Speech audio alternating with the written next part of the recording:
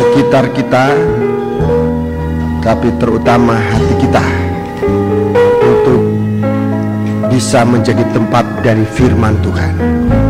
Tundukkan kepala dan berdoa sungguh-sungguh agar kita benar-benar mendapat kemurahan Tuhan pada pagi hari ini.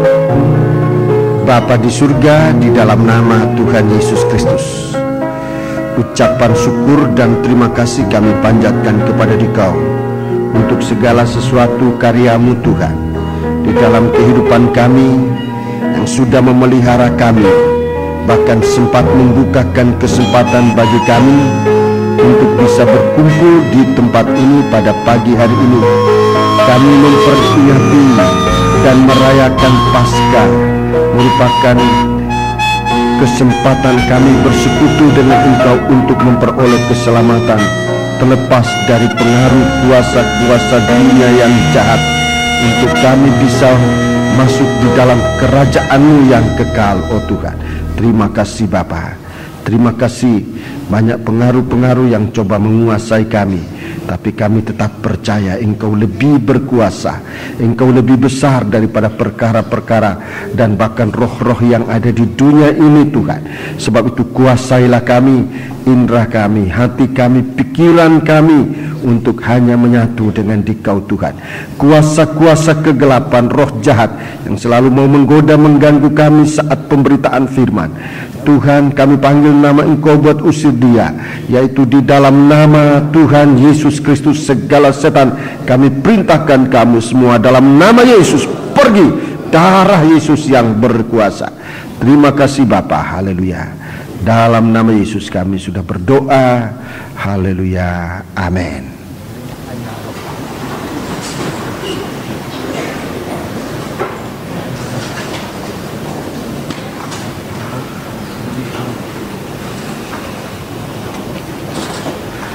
Saudara-saudara yang dikasihi Tuhan, sidang jemaat, saya menyampaikan salam sejahtera, selamat berbakti, selamat berbahagia dalam menerima sabda Tuhan di dalam nama Tuhan Yesus Kristus. Tidak ingin saya melupakan untuk menyampaikan selamat hari Paskah untuk seluruh sidang jemaat dan seluruh keluarga, baik yang sekarang hadir di sini maupun mereka yang ada di tempat yang lain. Salam ini berlaku untuk kita semua, dan biarlah kita menggunakan kesempatan di hari-hari ini mempersiapkan diri kita untuk menjadi milik dari Allah. Puji Tuhan, pada hari ini kita sudah dalam suasana kebaktian Paskah yang nanti akan memuncak pada pasca persekutuan yang akan diadakan di Hotel Westin Surabaya pada tanggal 13 sampai dengan 16 April yang akan datang. Namun kita sudah dalam pelaksanaan mulai atau sejak hari Jumat, kebaktian pagi sekolah minggu maupun kebaktian malam hari, kebaktian memperingati kematian Tuhan atau Jumat Agung pada hari Jumat yang lalu, dan pada hari ini kita juga merayakan kebangkitan Tuhan dari antara orang mati, merupakan Paskah yang disediakan oleh Tuhan, dan oleh pemerintah kita juga memberikan hari ini hari untuk kita bisa berbakti di negeri kita ini. Biarlah kita gunakan dengan sebaik-baiknya kesempatan berbakti ini, dan kita sesudah ini kita akan lanjut dalam persiapan untuk pelayanan kebaktian Paskah yang akan pasca persekutuan yang akan datang. Catatan yang saya terima dari panitia bahwa sampai pada hari kemarin tanggal 3 April sudah terdaftar 1039 tamu-tamu yang akan kita terima, baik dari Pulau Jawa, di luar kota Surabaya, dari Pulau Jawa, dari luar pulau. Bahkan saya menerima catatan bahwa pada minggu ini rombongan-rombongan sudah akan berdatangan. Selasa tanggal 6 April, rombongan dari Sampit sejumlah 40 orang dengan kapal Tilang Kabila. Kemudian pada hari Rabu tanggal 7 bulan April ini dari Manado 30 orang. Kemudian hari Kamis dari Sampit Kalimantan 125 orang. dengan kapal Pangrango. Kemudian Jumat tanggal 9 dari Banjarmasin sejumlah 30 orang. Sabtu 10 April akan datang dari Tanah Toraja dengan kapal Tidar 100 orang. Kemudian hari Senin tanggal 12 dari Jayapura dan kota-kota yang akan diliwati oleh kapal Kambuna kalau saya tidak salah, atau kapal apa itu. Dari Jayapura sejumlah 20 orang, saya rasa lebih. Mungkin dari Jayapura ini hanya dari Jayapura, belum terhitung dari Sorong, dari Kupang dan sebagainya. Ini akan disinggahi oleh kapal-kapal ini, sehingga praktisnya bahwa pada minggu ini besok kita harus sudah siap segala sesuatunya, sebab dengan tamu-tamu ini berarti rencana kita harus sesuai dengan keadaan. Kita tidak bisa terpaku dengan rencana semula, tapi kita sudah harus merubah rencana ini sesuai dengan keadaan.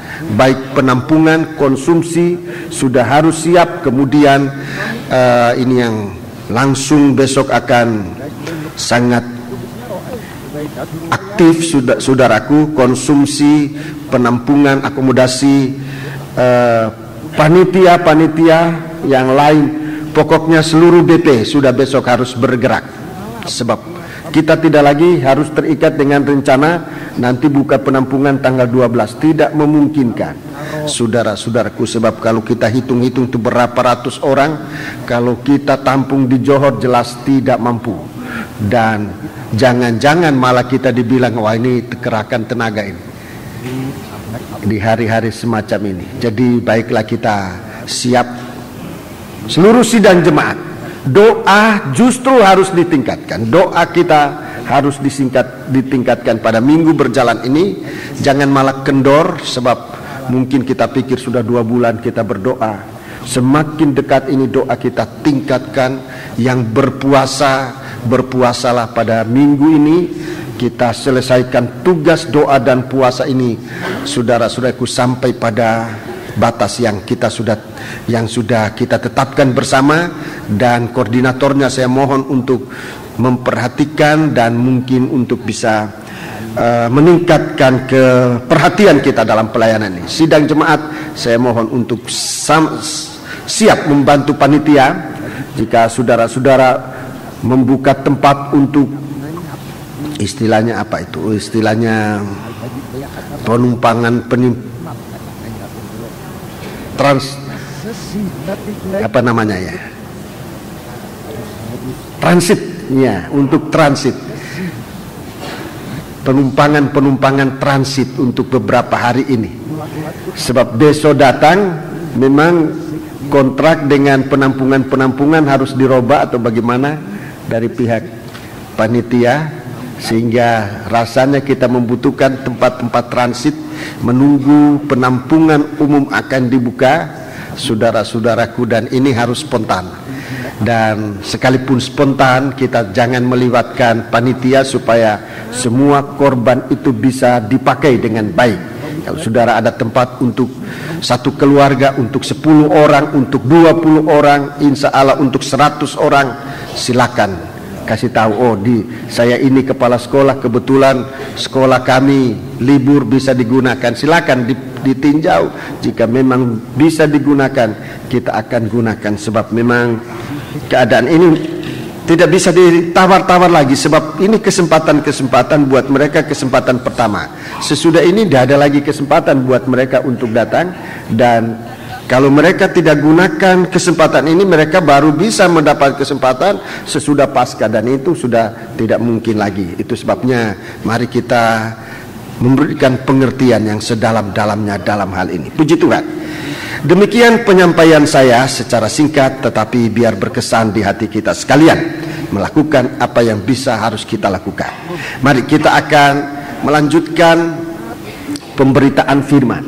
Tema kita Markus pasal 7 ayat 37. Ia menjadikan segala-galanya baik. Warna dan tulisan dari tema ini memang mempunyai arti dari Paskah itu sendiri, saudara-saudaraku. Warna merah, warna putih dan hitam. Warna putih dan hitam, hitam putih, itu warna kematian dan kebangkitan. Saudara-saudaraku, putih itu kebangkitan, warna hitam itu warna suasana kematian. Sehingga saudara-saudaraku, warna dari tema kita ini putih dan hitam memang itu sesuai dengan kematian dan kebangkitan dari Tuhan kita Yesus Kristus, yang juga akan menjadi pengalaman dari kita sidang jemaat. Mati bersama Yesus, mati juga bersama dengan Yesus. Sebab itu biar kita gunakan kesempatan ini. Tema ini memang sangat sederhana dan singkat, tetapi ini menjangkau keseluruhan masalah hidup kita. Ia menjadikan segala-galanya baik, saudara-saudaraku, dan ini mempunyai arti yang sangat luas. Dan kita berdoa semoga dalam kesempatan Paskah nanti dan pada hari-hari ini Tuhan akan sempat menolong kita dalam pengertian-pengertian yang menyangkut dengan segala-galanya menjadi baik. Ini kuasa Allah untuk Paskah dan menyangkut sampai masa depan kita. Mari, tema ini saudara-saudaraku tidak terlepas dari firman penggembalaan yang sedang kita terima di hari-hari ini. Tidak terlepas, ini termasuk persiapan mempelai. Ia menjadikan segala-galanya baik. Ini juga merupakan tema persiapan mempelai untuk menyambut kedatangan Yesus Kristus yang kedua kali sebagai mempelai laki-laki dari surga. Seluruh gereja mengetahui soal ini, bahkan agama Yahudi pun mengetahui ini, dan saya percaya juga semua agama-agama yang berasal dari Tuhan, saudara-saudaraku, akan bisa menerima semacam ini, kedatangan Yesus yang kedua kali dia datang sebagai Mesias. Saudara-saudaraku, mari kita membaca sebuah ayat pada ayat 7 Fatsal 19 kitab Wahyu. Wahyu 19 ayat 7. Sesungguhnya seluruh ayat ini adalah 7 sampai dengan 10, tetapi untuk pagi hari ini kita akan berkisar pada ayat yang ke-7 ini. Marilah kita bersukacita dan bersorak-sorai dan memuliakan Dia, karena hari perkawinan anak domba telah tiba dan pengantinnya telah siap sedia. Iya, saya hanya akan ambil kalimat terakhir. Dan pengantinnya telah siap sedia. Dan pengantinnya telah siap sedia. Kalau kita membaca tema kita yang Tuhan karuniakan kepada kita, Ia menjadikan segala-galanya baik. Ini ada hubungan, segala-galanya baik. Itu berarti persiapan ini harus persiapan yang sebaik-baiknya. Kita sudah harus dipersiapkan, sebab kita akan masuk di dalam keadaan tanpa cacat dan celah. Dan saudara-saudaraku, mari kita mau lihat dalam mempersiapkan diri ini untuk menjadi baik. Saudara-saudaraku, jelas dari kita sendiri tidak ada kemampuan. Pertama, karena kemampuan kita, kekuatan kita terbatas. Kedua, banyak kali kita lengah dan lalai. Ketiga, banyak kali kita acuh tak acuh dengan masalah hari besok kita, hari kita yang akan datang. Masalah kita, banyak kali kita acuh tak acuh. Banyak kali juga kita putus asa dan kemudian kita menyerah pada keadaan. Dan ini satu hal yang harus diperbaiki menjelang hari kedatangan Tuhan sebagai mempelai laki-laki. Gereja Tuhan yang telah disiapkan harus benar-benar dalam kesiapan.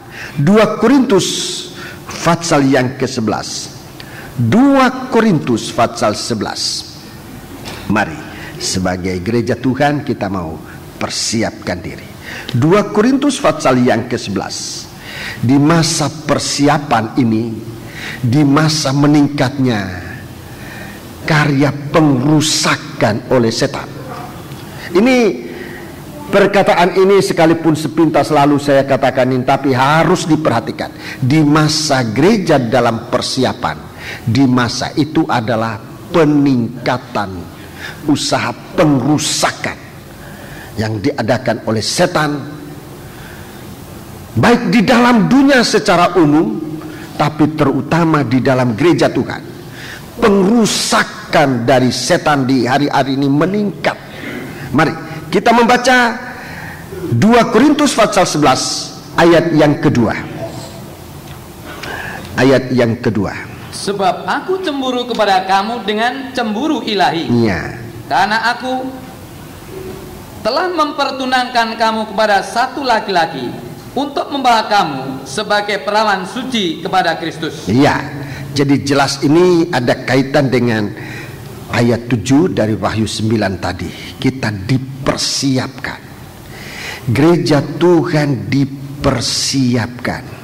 Dikatakan di sini menjadi perawan suci. Berulang kali saya menjelaskan, tetapi saya tidak akan berhenti menjelaskan supaya kita mendapat perhatian. Istilah perawan itu istilah suci. Perkataan perawan itu sendiri artinya sudah suci. Itu perawan itu suci. Saudara-saudaraku, itu pengertian istilah dari perawan dalam arti bahasa. Dalam kondisinya juga harus begitu, saudara-saudaraku. Jadi gereja Tuhan itu di hadapan Tuhan dihadapkan bagaikan seorang perawan. Perawan yang suci, perawan. Tapi kalau dikatakan perawan suci, itu artinya suci di atas yang suci. Ini namanya maha suci. Perawan itu harus benar-benar suci. Kita sedang disiapkan oleh Tuhan untuk dikembalikan menjadi suci. Dalam penjelasan berikutnya nanti saudara akan mengetahui, saudara-saudaraku. Jadi gereja Tuhan ini jangan asal ibadah, jangan asal pelayanan, tetapi di dalam ibadah dan pelayanan kita masuk di dalam proses dipersiapkan oleh Tuhan. Dipersiapkan oleh Tuhan untuk nanti ditampilkan kepada Kristus sebagai mempelai laki-laki, sebagai perawan yang suci. Ayat 3. Tetapi aku takut kalau pikiran kamu disesatkan dari kesetiaan kamu yang sejati kepada Kristus. Iya, terus sama seperti Hawa diperdayakan oleh ular itu dengan kelicikannya. Ya, terima kasih. Jadi saat-saat persiapan, saat-saat gereja Tuhan dikembalikan untuk suci, saudara-saudaraku, menjadi perawan yang suci adalah juga saat di mana setan meningkatkan usaha karyanya untuk merusak. Bukan cuma bumi ini yang dirusak, tapi yang terutama mau merusak gereja Tuhan yang bagaikan perawan suci ini. Dan dikatakan di sini apa yang dirusak? Mereka akan merusak sampai pada bahagian-bahagian dalam batin kehidupan manusia, pikiran manusia, kesetiaan. Sudah disesatkan dari kesetiaanmu. Tapi aku takut kalau pikiran kamu dirusakkan, disesatkan, saudara-saudaraku, pengertian kita disesatkan oleh setan yang akan tampil. Mari kita baca ayat 13 Ini yang merusak, ini tangan-tangan dari setan yang akan merusak dunia ini. Ayat 13. Sebab orang-orang itu adalah rasul-rasul palsu. Iya, rasul-rasul palsu. Pekerja-pekerja curang. Iya.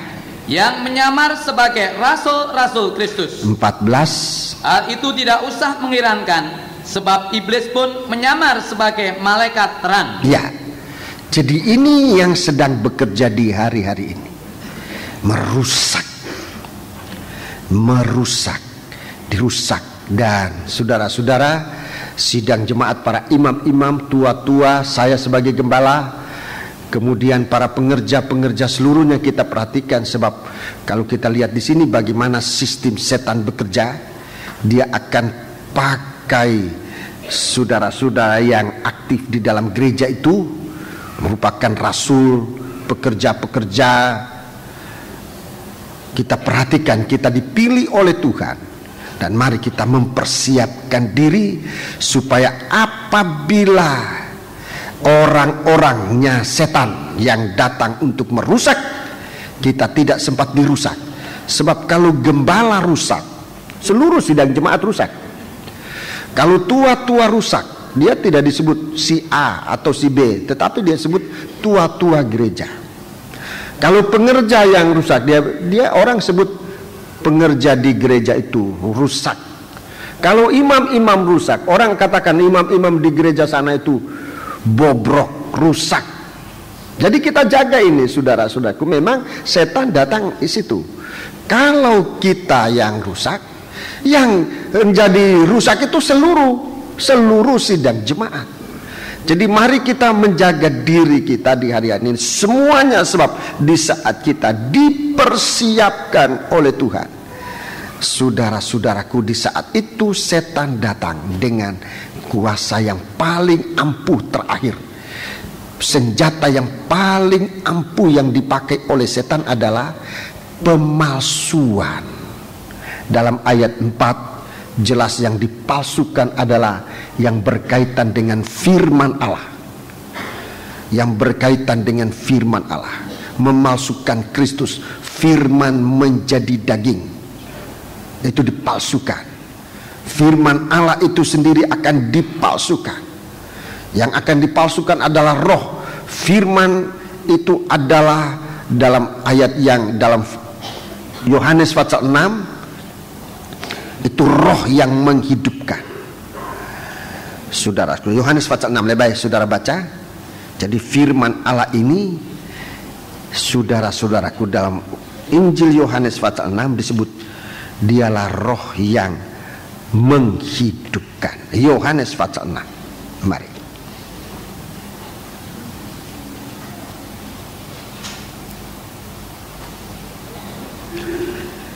Ayat 63. Saudara perhatikan. Rohlah yang memberi hidup. Ya, roh yang memberi hidup. Daging sama sekali tidak berguna. Daging tidak ada gunanya. Terus perkataan-perkataan yang kukatakan kepadamu. Perkataan yang kukatakan itu firman yang disampaikan, yang diperdengarkan, yang diuraikan, yang dijelaskan. Itu firman yang kukatakan. Istilah-istilah firman yang kukatakan, ulangi. Perkataan-perkataan yang kukatakan kepadamu, iya, adalah roh dan hidup. Adalah roh dan hidup. Ini yang akan dipalsukan. Penjelasan firman. Itu sebabnya mari kita waspada. Saya juga sebagai seorang gembala berusaha untuk waspada dalam menyampaikan firman Allah, dan karena firman Allah ini suatu kebenaran, saya selalu mau kembali kepada Alkitab untuk memberi penjelasan, pengertian sesuatu dalam Alkitab, untuk tidak keluar dari pikiran saya, dari perasaan saya, tetapi biar diteguhkan, dinyatakan oleh firman Allah yang ditulis di dalam Alkitab. Firman yang kukatakan itu harus sesuai dengan firman yang tertulis di dalam Alkitab. Ayat dijelaskan oleh ayat-ayat di dalam Alkitab ini sendiri. Jadi mari kita dalam perayaan Paskah ini, kita mau tinjau sejauh mana Paskah sudah pernah berhasil dalam mempersiapkan bangsa Israel. Sebab Paskah ini sebenarnya diberikan oleh Tuhan dulu kepada bangsa Israel, merupakan pesta, bahkan ini pesta yang pertama untuk orang Israel. Pesta Paskah itu hanya ada 3 pesta besar untuk orang Israel, saudaraku. Yang pertama itu pesta Paskah. Untuk kita sekarang itu bicara tentang pertobatannya, itu Paskah, pertobatan kita menggunakan korban Kristus, percaya dan bertobat. Itu Paskah, itu perayaan yang dianjurkan oleh Tuhan kepada bangsa Israel. Jadi kita membawa kehidupan kita kepada Tuhan untuk bertobat. Kemudian pesta yang kedua, pesta buah bungaran. Pesta buah bungaran buat kita ini adalah pesta Pantekosta, kepenuhan Roh El Kudus. Untuk gereja Tuhan, saudara-saudaraku, dan kita bangsa kafir, sesungguhnya gereja Tuhan itu dimulaikan pada hari Pantekosta, dicurahkan ke bumi ini. Roh El Kudus dicurahkan ke bumi di atas loteng Yerusalem 120 murid, yang kemudian inilah yang disebut nanti menjadi gereja Tuhan, orang-orang Kristen. Jadi gereja pertama dilahirkan pada hari Pantekosta atau Pentakosta, hari yang ke-50 setelah Yesus bangkit. Saudara-saudaraku, mulailah orang-orang percaya kepada Yesus berkumpul dan sangat menyatu. Berkumpul bukan hanya berkumpul tapi menyatu. Untuk kemudian mereka disebutkan orang Nasrani, orang Kristen. Sampai sekarang ini gereja Tuhan sudah melewati masa-masa ujian, masa-masa kesukaran, tapi gereja Tuhan tetap ada di bumi ini, tidak pernah bisa dihapuskan, baik oleh kekuatan kaisar-kaisar yang kejam, baik melewati perang-perangan yang hebat. Saudara-saudaraku, di masa abad-abad pertengahan, peperangan-peperangan, dan kemudian masa akhir hari ini ada peperangan dunia pertama, peperangan dunia kedua, belum pemberontakan, belum serangan-serangan khusus untuk gereja Tuhan. Tetapi gereja Tuhan tidak akan habis sampai nanti gereja Tuhan ini malah akan ditampilkan dalam keadaan sempurna. Saudara-saudaraku, jadi kita melihat bahwa di dalam gereja Tuhan ada perkara yang hidup. Itulah firman Allah. Firman Allah yang hidup itu nanti akan dicoba oleh setan untuk dipalsukan. Ini senjata yang akhir. Sebab setan sudah menggunakan pedang, gereja juga tidak habis. Setan sudah menggunakan dosa ditaburkan sama setan. Mulai dari Taman Eden, dosa ini berkembang terus sampai sekarang. Tetapi dosa pun tidak mampu mematikan gereja. Dan dengarkan baik-baik, senjata terakhir yang dipakai oleh setan adalah pemalsuan.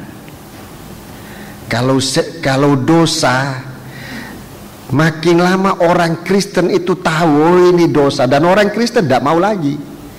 Kecuali orang Kristen yang yang tidak bertobat, hanya namanya Kristen, itu mau diajak berbuat dosa, mau diajak mencuri, mau diajak berzina, mau diajar berkelahi, mau. Tapi kalau Kristen yang sungguh-sungguh, dia nggak mau, dia tahu itu dosa, dia tidak mau. Dan setan tidak berdaya untuk menggunakan itu untuk menjatuhkan. Dengarkan baik-baik, orang Kristen yang sudah disiapkan, semacam yang disebut dalam ayat 7 itu. Orang Kristen yang sudah disiapkan, mempelainya sudah disiapkan. Orang Kristen yang sudah disiapkan, dia tidak mau diajak berbuat dosa, diajak berkelahi tidak mau, diajak mencuri tidak mau, diajak berzina tidak mau, diajak korupsi tidak mau. Mengapa? Sebab dia sedang disiapkan oleh Tuhan.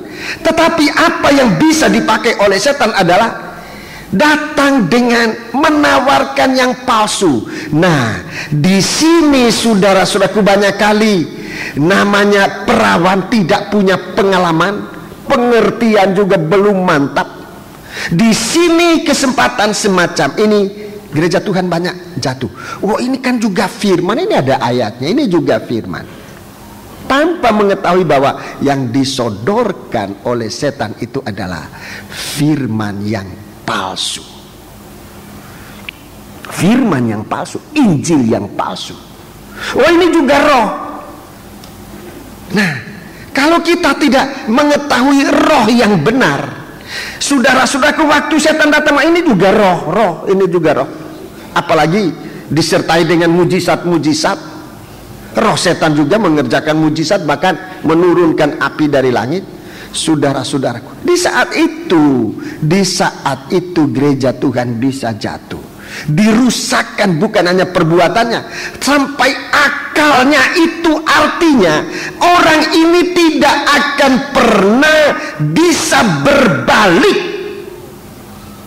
Kalau akal dirusakkan, itu artinya orang ini tidak akan pernah bisa mengerti kembali. Tidak akan pernah. Itulah karya dari setan lewat pemalsuan, merusakkan akal manusia. Dan saya sudah berulang kali mengatakan dalam sidang jemaat, sebagai seorang gembala punya pengalaman melihat bagaimana anak-anak Tuhan yang lengah sempat dirusakkan akalnya oleh setan dengan ajaran-ajaran yang sesat. Dan begitu dia pegang ajaran sesat, dia tidak akan pernah lagi kembali kepada pengertian yang sehat. Rusak, disesatkan untuk selama-lamanya. Dalam surat Timotius dikatakan mereka itu diselar, ditempel dengan bagaikan dengan besi hangat, suatu luka yang tidak pernah bisa bekas luka yang tidak akan hilang untuk selamanya. Sebab itu jaga, kita dipersiapkan oleh Tuhan. Penjelasan tentang firman yang kukatakan, saudara-saudaraku, firman yang telah disampaikan oleh Tuhan, biarlah itu tetap merupakan suatu pengertian yang sangat jelas di dalam kita. Mari, saya akan kembali bersama saudara melihat perjalanan bangsa Israel dalam perjalanan nubuat untuk gereja Tuhan di hari-hari ini adalah saat bangsa Israel masuk ke negeri Kanaan. Ini kejadian bukan hanya kejadian sejarah, tapi ini kejadian nubuat untuk gereja Tuhan. Dulu bangsa Israel di negeri Mesir, kemudian keluar dari Mesir, berjalan di padang belantara 40 tahun di padang belantara. Di Mesir 400 tahun ya. Kemudian di padang belantara 40 tahun. Dan sesudah 40 tahun bangsa Israel masuk ke negeri Kanaan, negeri yang berlimpah air susu dan madu. Saudara-saudaraku, dan ini bicara tentang kerajaan Allah. Yang menarik hati untuk saya sampaikan kepada sidang jemaat, bagaimana bangsa Israel ini disiapkan masuk ke negeri Kanaan. Jadi masuk ke negeri Kanaan itu tidak tahu-tahu masuk aja. Ada kejadian-kejadian penting yang perlu kita periksa, perhatikan sekarang. Sesungguhnya bangsa Israel itu masuk ke negeri Kanaan, kemudian menang dan sampai menaklukkan bangsa-bangsa di negeri Kanaan, untuk negeri itu dimiliki, diwariskan kepada mereka sesuai dengan firman Tuhan. Itu ada persiapan yang harus kita perhatikan. Pada hari ini kita memperhatikan bagaimana kita disiapkan oleh Tuhan. Bagaimana kita disiapkan oleh Tuhan untuk menjadi baik, untuk menjadi segala-galanya baik. Dan kalau itu benar, saudara-saudaraku, kita akan berhasil. Suatu waktu Raja Daud suatu waktu Raja Daud mengembalikan tabut perjanjian ke Yerusalem, ke tempatnya, saudara-saudaraku. Tapi tanpa persiapan dan bahkan cenderung untuk meniru sistem kafir. Mengembalikan tabut perjanjian, saudara-saudaraku, menurut caranya sendiri, bahkan lebih mengenaskan lagi, menurut caranya orang kafir. Bagaimana tabut perjanjian dikembalikan dari Filistin, dinaikkan ke atas gerobak, di atas pedati, sampai ke tanah orang Israel. Itu ditiru oleh Raja Daud. Malah dibuatkan pedati yang baru, saudara-saudaraku. Dengan pedati itu tabut perjanjian dibawa tanpa persiapan. Saudara-saudaraku, imam-imam tidak diperdulikan, korban-korban tidak diperdulikan. Pikirnya tanpa itu semua tabut perjanjian bisa jalan sampai ke tempatnya. Tapi ternyata, saudara-saudaraku, halangan begitu hebat dan Daud tidak mampu. Saudara-saudaraku, perhatikan di hari-hari ini gereja Tuhan cenderung ikut itu, sistem yang tidak dalam persiapan. Mari memperhatikan di dalam kitab Yosua, kitab Yosua pasal yang kelima. Kitab Yosua pasal yang kelima. Kitab Yosua pasal yang kelima ada 3 kejadian. Kitab Yosua pasal 5 ada 3 kejadian. Ini semua merupakan persiapan. Sesudah itu baru kemenangan terjadi. Yeriko dirobohkan dan dikalahkan. Untuk kemudian lanjut dalam penyerbuan lain, dan saudara-saudaraku, akhirnya selalu ada kemenangan. Mari kita periksa, saudara-saudaraku.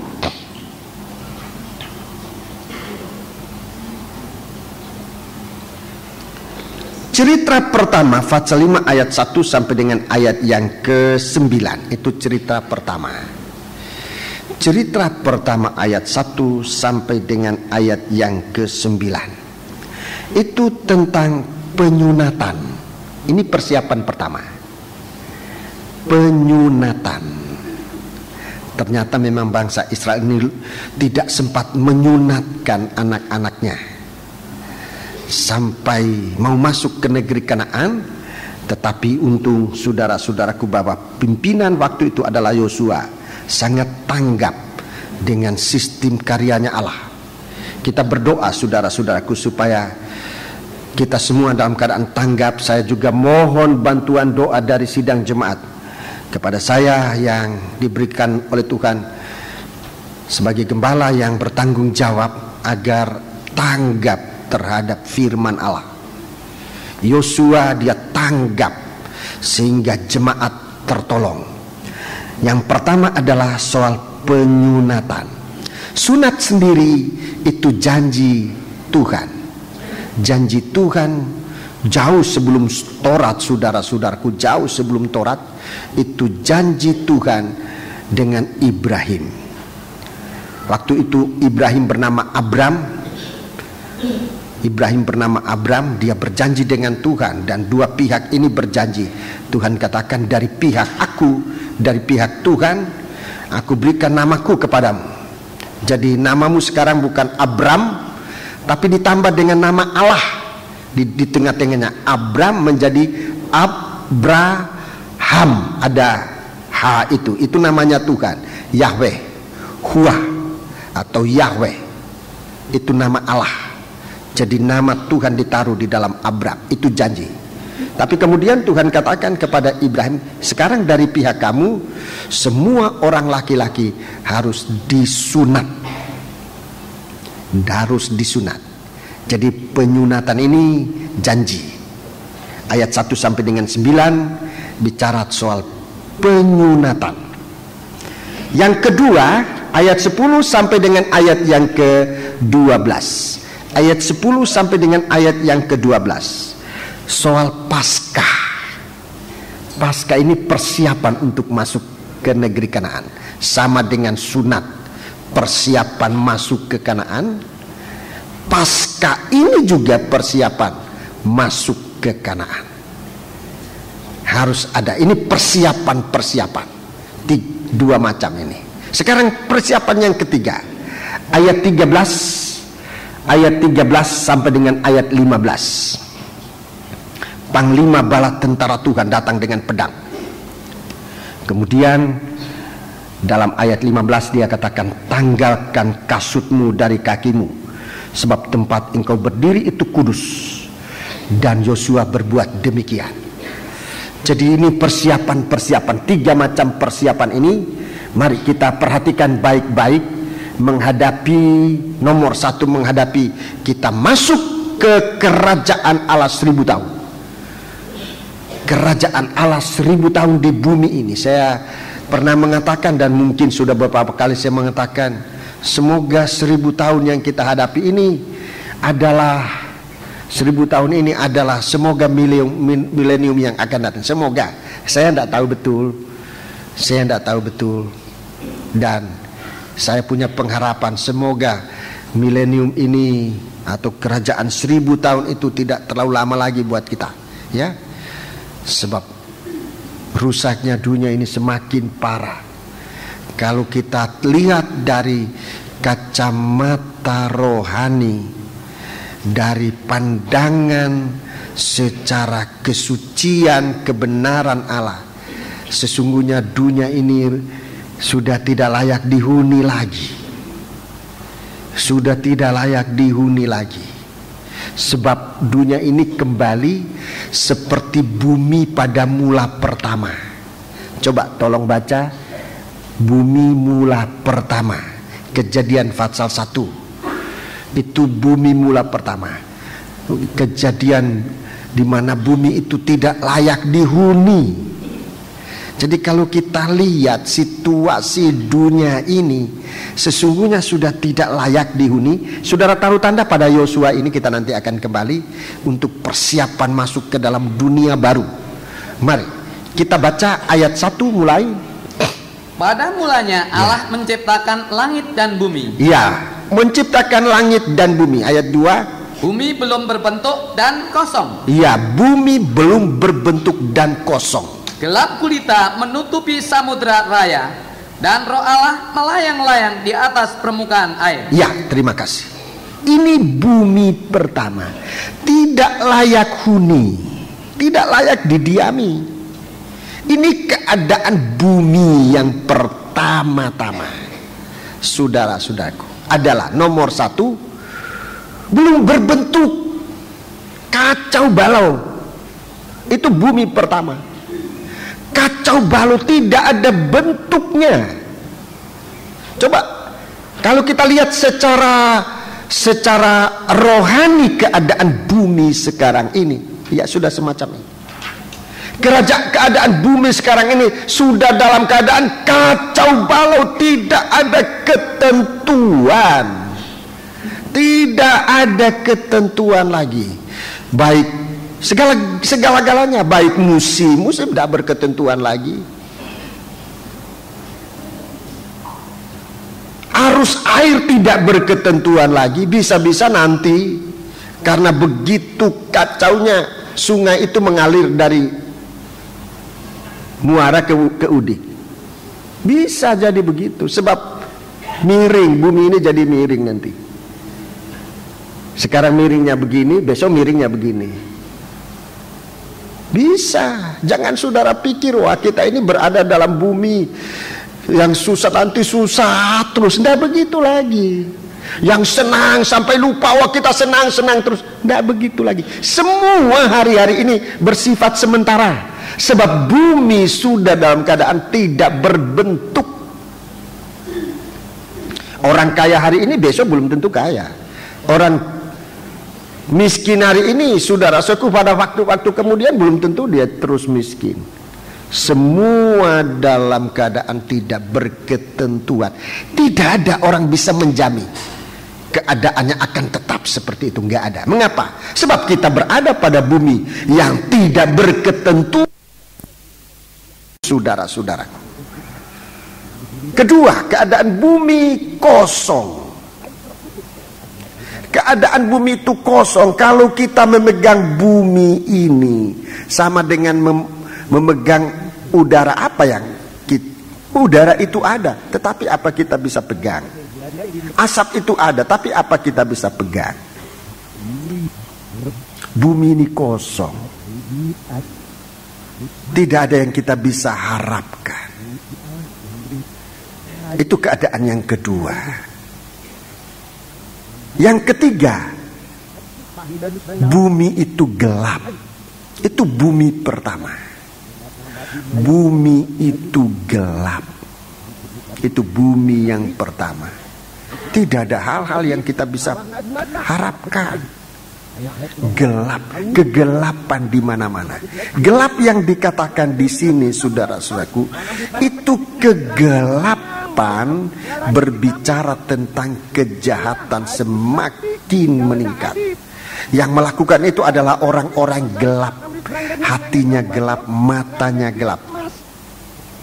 Kalau matamu baik, seluruh tubuhmu baik. Tetapi kalau matamu jahat, seluruh tubuhmu jahat. Seluruh kehidupan itu jahat. Jadi bertambah-tambahnya kejahatan di hari-hari ini menunjukkan bahwa bumi ini semakin gelap, saudara. Nah, Tuhan datang, Ia menjadikan segala-galanya baik. Ini oleh firman. Dalam kitab Kejadian itu Tuhan datang dengan firman. Berfirman Allah, jadilah terang. Terang itu jadi. Untuk apa? Untuk memberi, untuk melenyapkan kegelapan yang ada dalam bumi ini. Kemudian Tuhan mengisi bumi ini dengan segala isinya, baik laut, udara dan darat ini diisi oleh Tuhan, oleh firman. Jadilah ini, jadilah ini, jadilah. Semua jadi oleh firman. Firman menciptakan, dari tidak ada bisa menjadi ada. Itu firman Allah bekerja. Saudara-saudaraku, waktu bumi belum berbentuk, waktu bumi masih kosong, belum ada terang, Tuhan tidak ada tempat di bumi, saudara-saudaraku. Roh Tuhan itu hanya melayang-layang. Tuhan tidak ada tempat. Sekarang manusia banyak menolak Roh El Kudus. Saudara-saudaraku, kita mendengarkan firman, kita tolak firman. Kita merasakan pengaruh kerja Tuhan dalam rohnya dalam kita tidak mau, saudara-saudaraku. Kita lebih pilih kegelapan. Tuhan Yesus katakan dalam Injil Yohanes, kita lebih memilih kegelapan daripada terang, supaya keadaan kita yang gelap itu jangan nyata. Itulah manusia di hari ini. Roh El Kudus tidak punya tempat. Tetapi setelah Tuhan membuat kembali bumi ini, Roh Kudus mengambil tempat dalam hati manusia.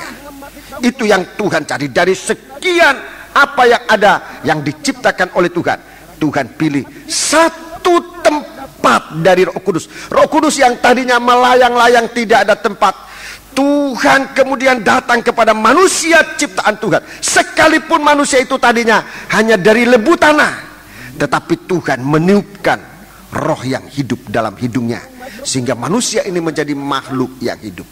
Roh Kudus ada tempat dalam hati, dalam hidup manusia. Ini perhatikan, Tuhan membuat tempatnya di dalam manusia. Tuhan membuat tempatnya di dalam manusia. Dan kalau manusia menolak Roh El Kudus itu, manusia akan kembali rusak seperti bumi mula pertama.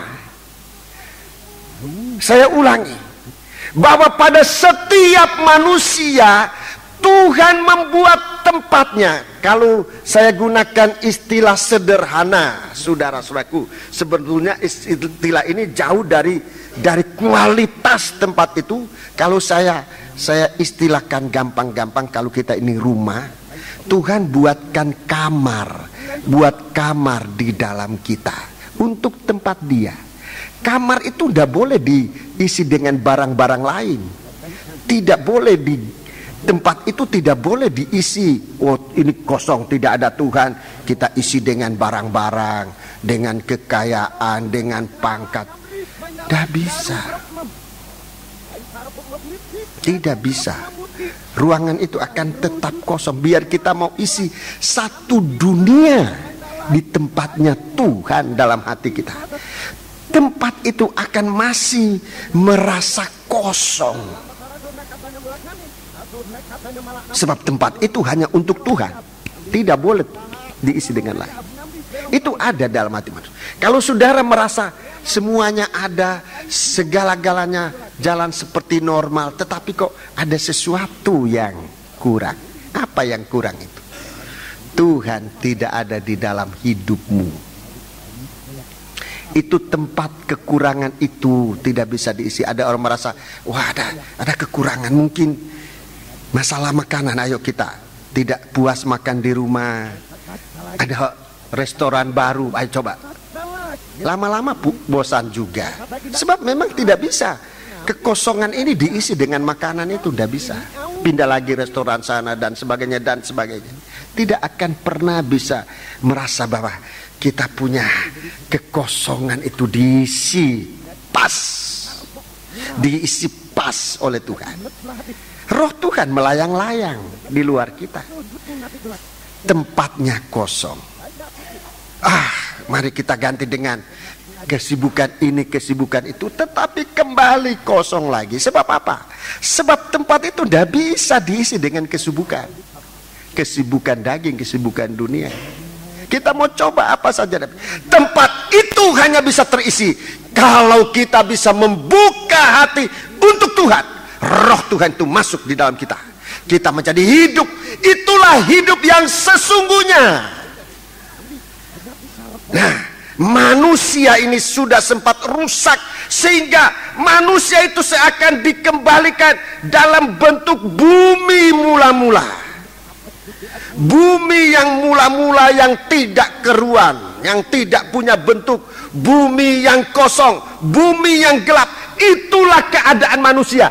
Ia kembali menjadikan segala-galanya baik. Kita disiapkan oleh Tuhan di hari-hari. Kita disiapkan oleh Tuhan supaya menjadi manusia yang sungguh-sungguh bisa menikmati kehidupan ini. Bisa menikmati kalau Tuhan ada di dalam kita. Sudah, kita bisa menikmati kehidupan. Bahkan Tuhan katakan, orang miskin, orang lapar, orang menangis, tetapi dia bersama Tuhan. Tuhan katakan, berbahagialah orang miskin. Siapa orang bumi ini bisa mengatakan berbahagia ini karena orang miskin? Enggak ada. Tuhan. Mengapa? Sebab Tuhan ada bersama dia. Tuhan memberikan kepuasan, menikmati hidup kemiskinan itu. Mungkin perkataan ini sulit dimengerti, saudara-saudaraku.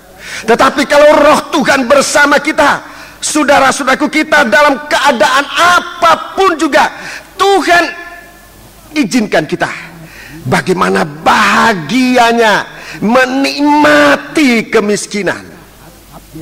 Ini tidak bisa dimengerti dengan pikiran daging, tidak bisa. Oleh kemurahan Tuhan, saudara-saudaraku, saya mengalami itu. Saya mengalami dan terima kasih. Beginilah kalau kita miskin. Kemiskinan itu dinikmati. Tidak sempat saya ngomel karena miskin. Waktu saya lapar, kalau saya nikmati, beginilah rasanya lapar itu. Tidak mungkin saya mencuri, sebab Tuhan segera mengisi kekosongan itu, memberi kekuatan di saat lapar, memberi kemampuan di saat menghadapi apa saja dalam kemiskinan. Dengan tidak punya apa-apa bisa melakukan sesuatu. Oleh sebab di dalam kita ada Tuhan, Tuhan yang bekerja untuk kita. Dan Alkitab mengatakan itu. Dan para suci-sucinya orang-orang milik Tuhan itu, mereka itu mengalami itu. Di saat orang-orang suci dilempar dengan batu. Mereka menikmati itu. Berbahagialah kamu kalau kamu dinistai, kalau kamu disengsarakan. Itu bagaimana itu? Akal manusia tidak bisa mengerti. Tapi kalau akal ini dikuasai oleh Roh Kudus, kita bisa menjadi. Itu sebabnya kita hari-hari ini disiapkan. Kita untuk masuk dalam, bukan kembali kepada bumi yang rusak itu. Tuhan mau bawa kita dalam kitab Wahyu ini. Taruh tanda sekali lagi, taruh tanda dalam kitab Yosua ini. Saya tunjukkan bumi yang baru. Kitab Kejadian. Kitab Kejadian, kitab Wahyu pasal 21. Jadi saudara lihat antara Kejadian dan kitab Wahyu itu punya perbandingan banyak sekali, saudara-saudaraku. Punya perbandingan banyak sekali.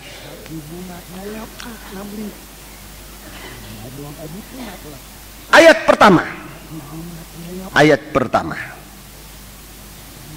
Lalu aku melihat langit yang baru. Ya, langit yang baru. Dan bumi yang baru. Bumi yang baru. Sebab langit yang pertama dan bumi yang pertama telah berlalu. Telah berlalu. Dan laut pun tidak ada lagi. Laut pun tidak ada lagi. Ayat 2. Dan aku melihat kota yang kudus, Yerusalem yang baru, turun dari surga, dari Allah, yang berias bagaikan pengantin perempuan yang berdandan untuk suaminya. Ya, ini tujuan kita.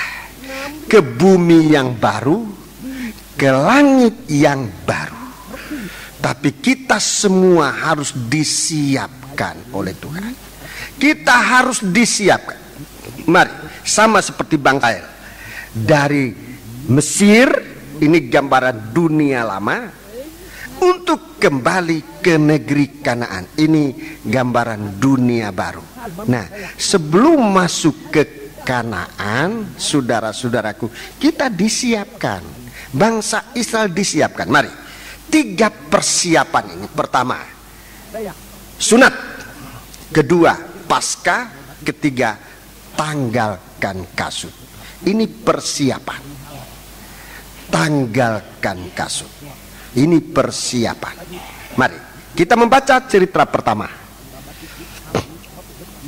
Kita akan baca semua ayat-ayat ini, saudaraku, ayat 1 sampai dengan 9. Yosua pasal 5. Kita baca semua. Tentunya saya tidak bisa menjelaskan secara rinci pada pagi hari ini. Tapi secara garis besar, dan saya percaya Roh Kudus akan menjelaskan lebih jauh untuk saudara-saudara sekalian. Ayat 1 sampai dengan ayat 9.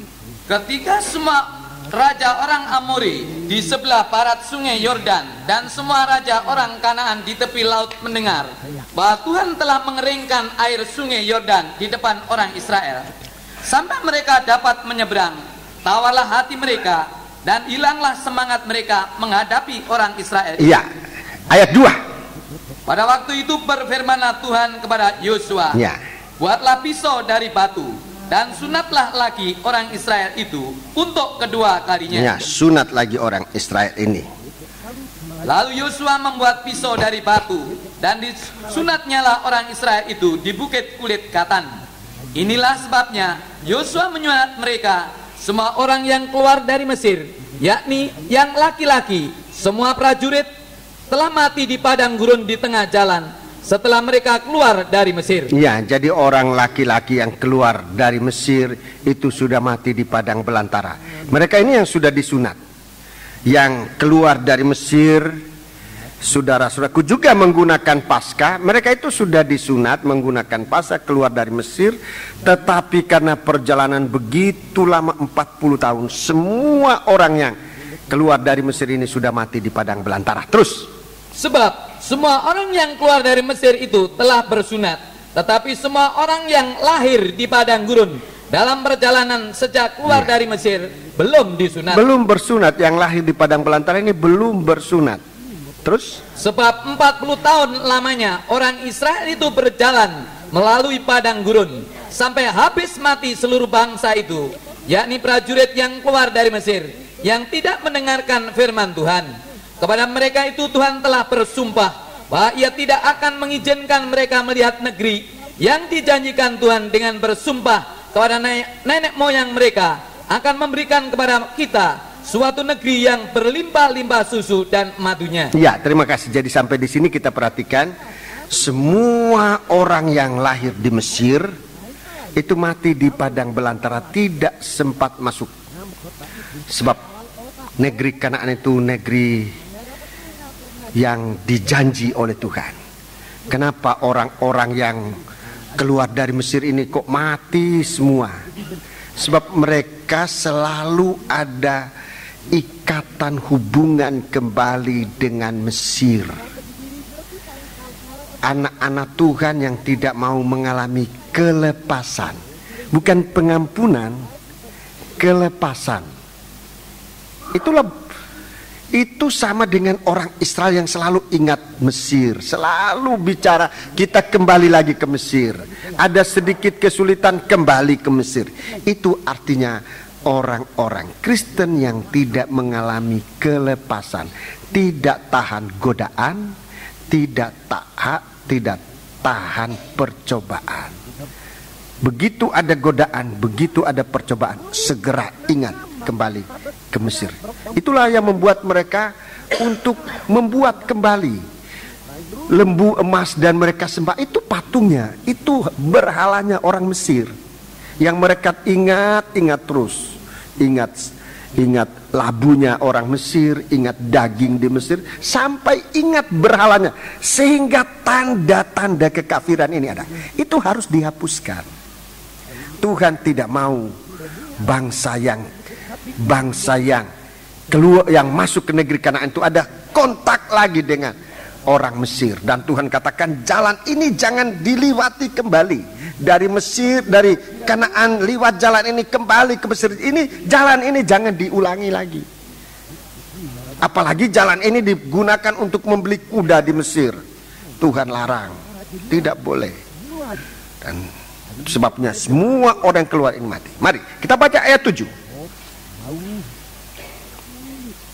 Tetapi anak-anak mereka yang telah dijadikannya ganti mereka itulah yang disunat Yosua. Jadi ini orang-orang baru semua, disunat oleh Yosua. Sebab mereka belum bersunat karena mereka tidak disunat dalam perjalanan. Ya, jadi dalam perjalanan tidak disunat. Dan ini suatu aib, ya. Bangsa Israel yang tidak disunat harusnya dimusnahkan. Harusnya dimusnahkan. Itu janji Tuhan dengan Ibrahim. Saudara-saudaraku. Ayat 8. Setelah seluruh bangsa itu selesai disunat, maka tinggallah mereka di tempatnya masing-masing di perkemahan itu sampai mereka sembuh. Ya, 9. Dan berfirmanlah Tuhan kepada Yosua, hari ini telah kuhapuskan celah Mesir itu daripadamu. Itulah sebabnya nama tempat itu disebut Gilgal sampai sekarang. Iya, terima kasih. Ini persiapan pertama. Ini persiapan pertama. Penyunatan, menanggalkan tubuh yang berdosa. Menanggalkan tubuh yang berdosa untuk kita memiliki suatu kehidupan baru. Saya singkatkan, ini berbicara tentang baptisan air. Sunat ini untuk kita sekarang berbicara tentang baptisan air, kelahiran baru. Baptisan air ini ada kaitan dengan kelahiran baru. Perkara-perkara yang lama, dosa harus ditanggalkan, dikuburkan dalam baptisan air, supaya kita bangkit bebas dari segala pengaruh dosa. Kolose pasal yang kedua, surat Kolose pasal yang kedua, dalam penataran baptisan air selalu disampaikan ini, tapi untuk kali ini, kaitan kali ini saya akan menyampaikan lagi. Kolose pasal yang kedua, ini baptisan air. Jadi baptisan air itu, saudara-saudaraku, tidak sekedar peraturan, tetapi mempunyai kuasa. Mari, Kolose pasal 2 ayat 11. Kita baca mulai ayat 11. Dalam dia kamu telah disunat, Ya.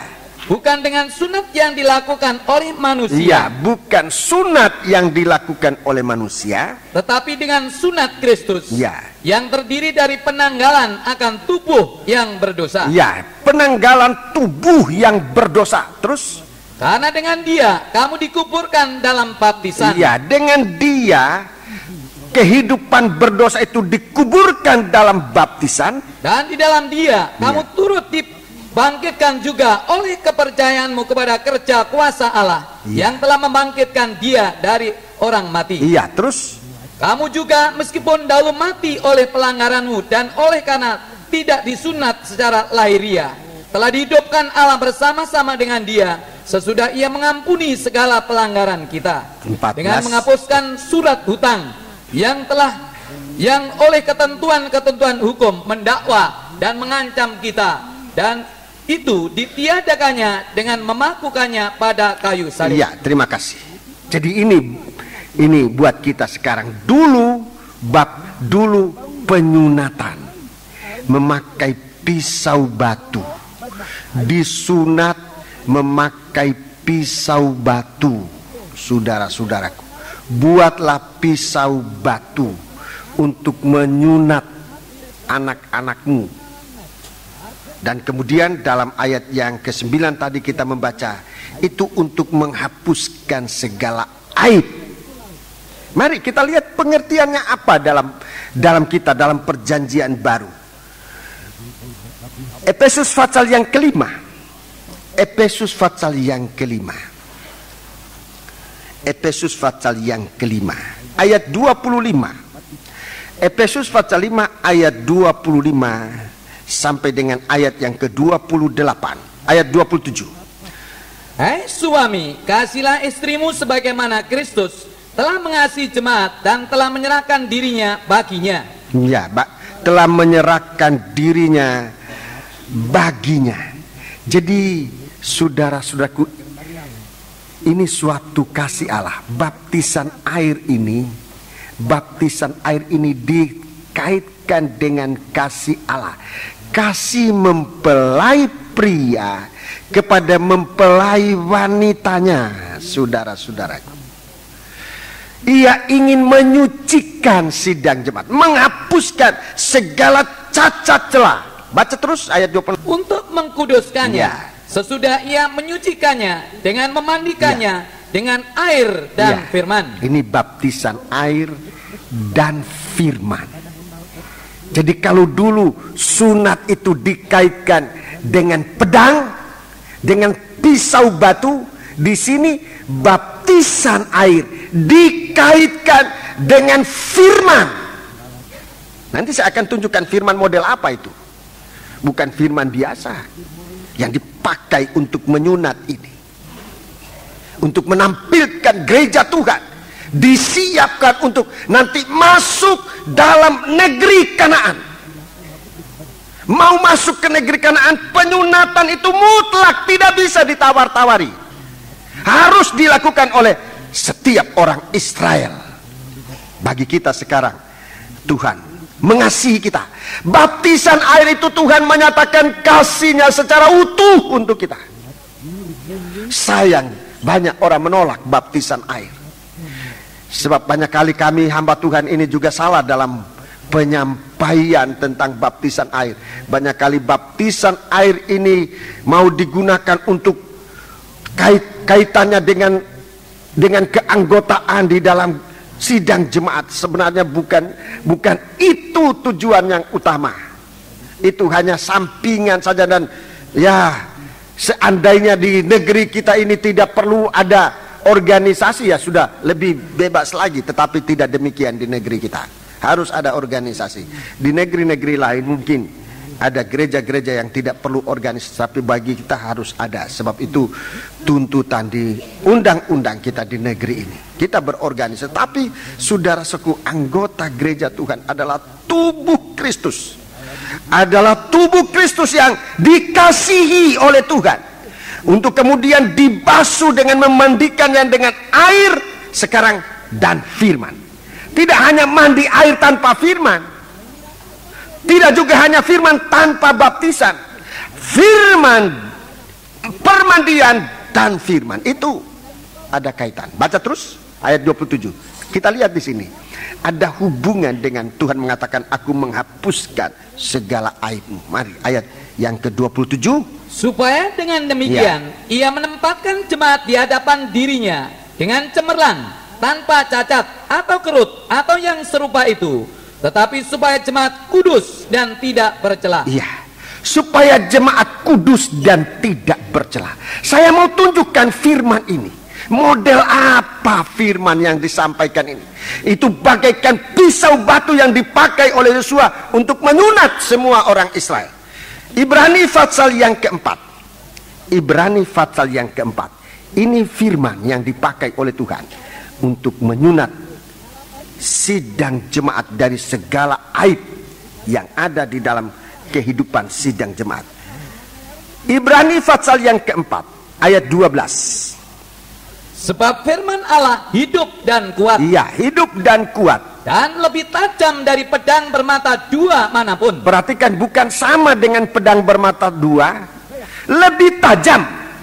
Jadi firman Allah ini bukan seperti pedang bermata dua, tetapi firman Allah itu lebih tajam, tidak sama dengan pedang bermata dua, lebih tajam dari pedang bermata dua manapun. Terus ia menusuk amat dalam. Iya, perhatikan kerjanya ini.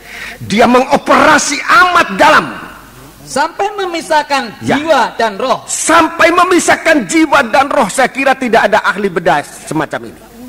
Tidak ada ahli bedah manusia semacam ini yang bisa memisahkan nyawa dan memisahkan jiwa dan roh.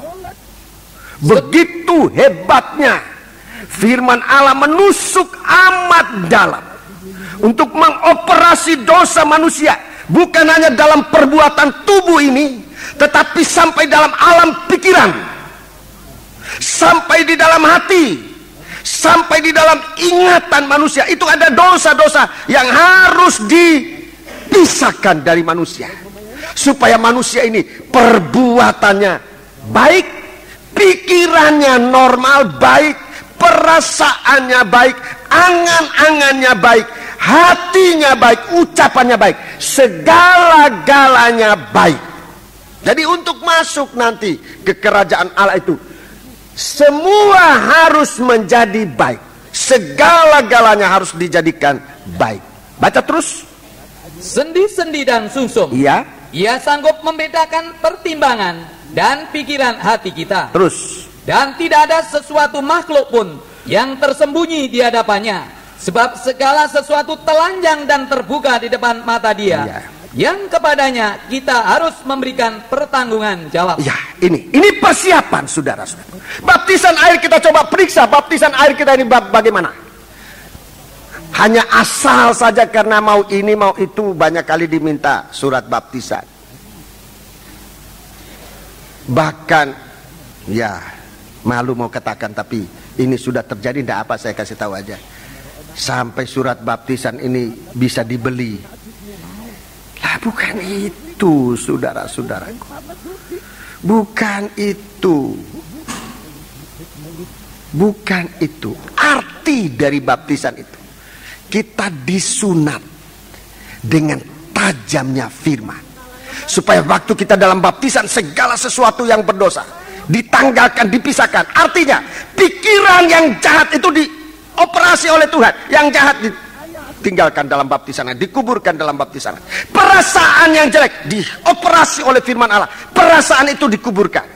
Hati nurani yang sering dendam, sering iri hati, itu dioperasi oleh Tuhan. Iri hatinya, dendamnya itu ditaruh di dalam kuburan baptisan air itu. Perbuatan-perbuatan kita yang jahat, bukan tangan kita yang dioperasi, yang dipotong. Perbuatan tangan yang jahat, perjalanan hidup yang jahat, bukan kaki kita yang dipotong. Perjalanan hidup, pendirian yang tidak benar, itu dipotong oleh firman Allah, dikuburkan, supaya kita menjadi manusia baru yang disiapkan untuk masuk dalam perjamuan malam pesta kawin anak domba Allah, dan selanjutnya berpesta 1000 tahun kerajaan Allah di bumi ini. Itu yang Tuhan mau kita begitu. Itu persiapan.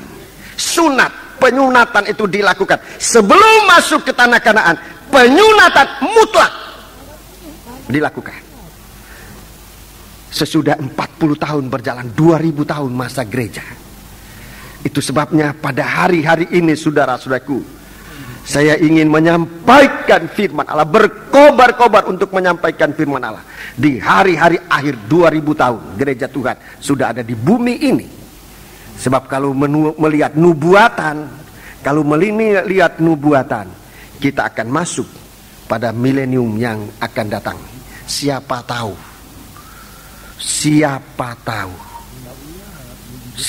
tahu itulah saatnya Tuhan datang sebagai mempelai.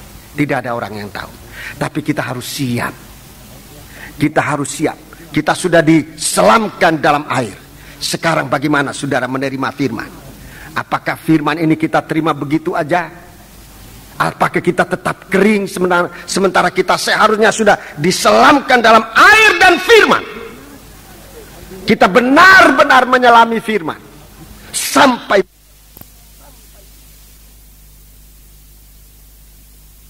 segala cacat celah kita ini dihapuskan dan kita layak dihadapkan di hadapan Tuhan tanpa cacat dan celah. Saudara-saudaraku, itu sebabnya baptisan air di sini saya selalu menganggap penting, dan saya selalu berusaha setiap baptisan air saya hadir. Sebisa-bisanya saya hadir. Sebab ini suatu hal mempersiapkan jemaat menjadi mempelai wanita tanpa cacat dan celah. Baptisan air harus dijalankan cara betul dalam pengertian. Ada pisau tajam, pedang Allah lebih tajam dari pedang bermata dua manapun juga. Mari kita kembali dalam Yosua pasal 5 tadi. Dalam ayat 9, mari ayat 9, setelah terjadi penyudatan, dengarkan apa kata Tuhan. Dan berfirmanlah Tuhan kepada Yosua, hari ini telah kuhapuskan celah Mesir itu daripadamu. Ya, segala cacat celah di bumi ini dihapuskan dari kita. Baptisan air yang dikerjakan dengan betul. Dalam Efesus pasal 5 ayat 27 menghapuskan segala cacat celah kita, sehingga kita ditampilkan tanpa cacat dan celah di hadapan Tuhan. Itu sebabnya saudara-saudaraku, bagi saudara yang akan masuk dalam nikah, nikah kita dengan nikah yang lain tuh harus ada bedanya, saudaraku. Artinya nikah kita ini diarahkan untuk masuk dalam tubuh Kristus yang nanti akan berkerajaan 1000 tahun. Bukan nikah yang sama dengan nikah yang dibuat oleh dunia ini dengan cara macam-macam, saudara-saudaraku. Sekalipun dalam kesempatan ini saya tidak ingin mengoreksi orang punya nikah, tidak. Tetapi saya ingin menyampaikan kepada sidang jemaat, mengapa nikah ini harus disertai dengan firman? Mengapa dalam nikah saya minta supaya sudah mengalami baptisan air? Ini sebabnya. Supaya nikah kita dikaitkan oleh Tuhan dengan kesempurnaan tubuh Kristus. Itu sebabnya, bukan untuk bikin susah. Wah, mesti cari surat baptisan sampai pernah ada orang datang ke saya mau beli surat baptisan sebab diminta untuk nikah.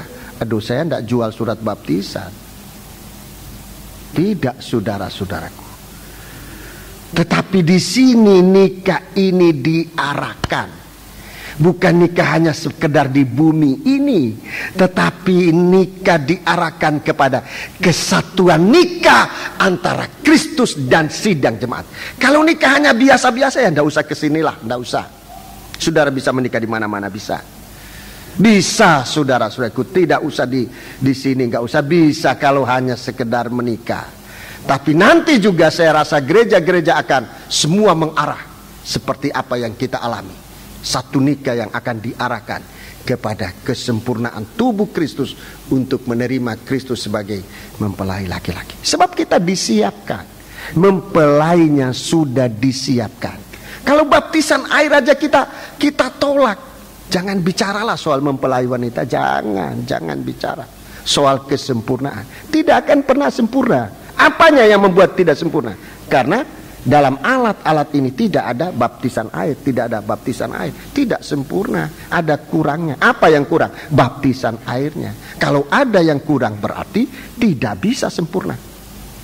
Saya kira ini bukan perkataan untuk meninggi-ninggikan diri atau fanatik, tidak. Ini kebenaran dan logis. Kalau saudara mau logis, ini logis ini. Kalau tubuh tidak ada hidung atau tidak ada kaki umpamanya, kan tidak sempurna namanya. Jadi saya kira sangat logis. Ini bukan fanatik atau mengecilkan orang lain, enggak. Saya rasa tidak mengecilkan, tidak. Ini benar-benar perkataan Allah. Berbahagialah orang masuk dalam perjamuan malam pesta kawin anak domba Allah. Yang kedua, jadi di sini hari ini telah kuhapuskan celah Mesir daripadamu, celah dunia ini. Ayat 10 sampai dengan ayat yang saya mohon sabarnya saudara-saudara, ayat sampai dengan ayat 12. Sementara berkemah di Gilgal, orang Israel itu merayakan Paskah pada hari yang ke-14 bulan itu, pada waktu perang di dataran Yeriko. Lalu pada hari sesudah Paskah, pada waktu petang, bukan perang. Pada waktu petang. Iya. Salam. Beda sekali perang dengan petang. Petang. Kalau petang itu gelap. Memang waktu perang itu ya gelap juga. Mata kita, hati kita gelap juga. Tapi lain, bukan waktu perang, tapi waktu petang. Ulangi. Sementara berkemah di Gilgal, orang Israel itu merayakan Paskah pada hari yang ke-14 bulan itu. Iya, tanggal 14. Pada waktu petang, pada sore hari, di dataran Yeriko. Ya, di dataran Yeriko. Terus. Lalu pada hari sesudah Paskah, mereka makan hasil negeri itu, yakni roti yang tidak beragi dan berteh gandum pada hari itu juga. Iya, terus. Lalu berhentilah mana itu pada keesokan harinya setelah mereka makan hasil negeri itu. Jadi orang Israel tidak beroleh mana lagi, tetapi dalam tahun itu mereka makan yang dihasilkan tanah Kanaan. Ya, kalau saudara teliti sungguh-sungguh bahwa perjalanan Israel ini mulai dari Paskah, jadi mereka keluar dari Mesir dengan merayakan Paskah, masuk ke negeri Kanaan juga dengan Paskah. Dengan Paskah. Di Mesir ada penyunatan, masuk ke negeri Kanaan juga dengan penyunatan.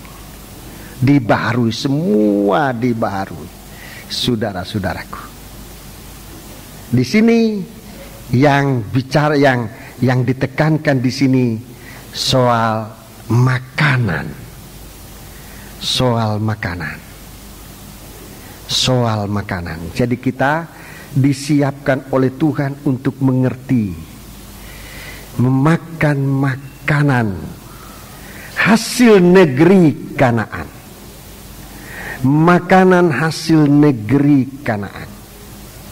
Ini yang harus dimakan. Bagaimana kita nanti mempersiapkan diri untuk bisa makan makanan di negeri Kanaan.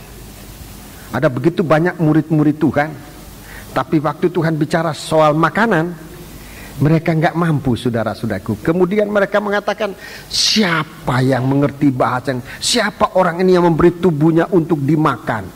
Mereka tidak ngerti. Dan dalam Injil Yohanes 6 ayat 66, banyak orang-orang, banyak murid-murid meninggalkan Tuhan. Hanya tinggal 12 murid. Dari tinggal 12 murid ini, setelah menghadapi makanan seketul roti yang dipecah-pecahkan, hanya tinggal seketul roti yang dipecah-pecahkan, dibagikan, masih satu orang gugur, itulah Yudas. Sebab tidak mampu makan makanan kerajaan surga ini, makanan hasil bumi negeri Kanaan. Mana sudah berhenti, sekarang diganti dengan makanan yang sesungguhnya, hasil negeri Kanaan, Begitu selesai Paskah, mana berhenti turun. Mulailah mereka makan hasil negeri, hasil bumi negeri Kanaan. Di dalam kitab Wahyu, saudara-saudara, kita lihat dalam kitab Wahyu. Dalam kitab Wahyu, pasal yang ke 22. Kitab Wahyu pasal yang ke 22.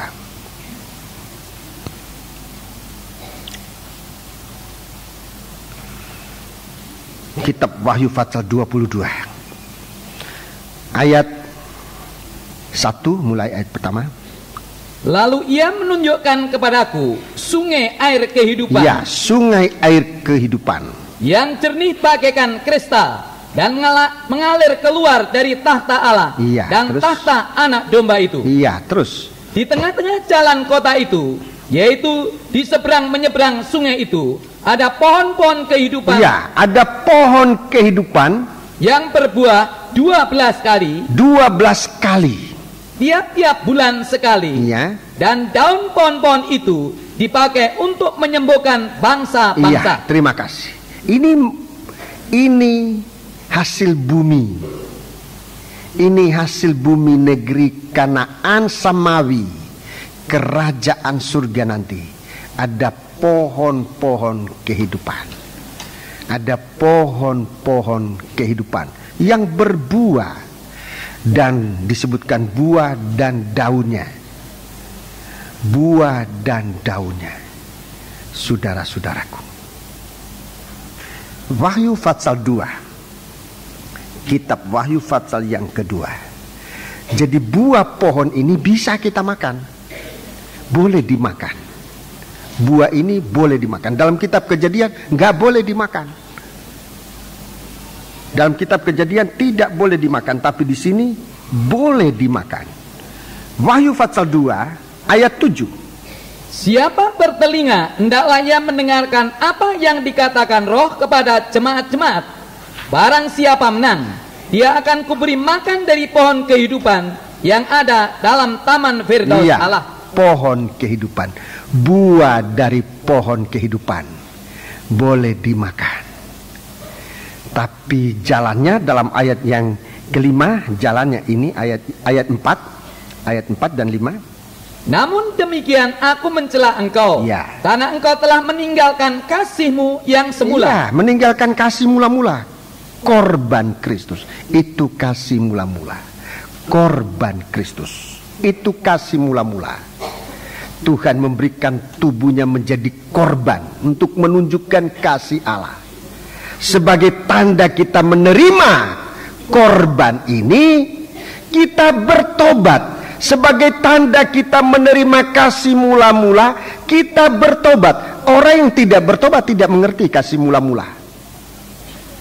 Orang yang tidak bertobat masih banyak melakukan perbuatan yang hebat-hebat seperti yang dilakukan oleh Efesus.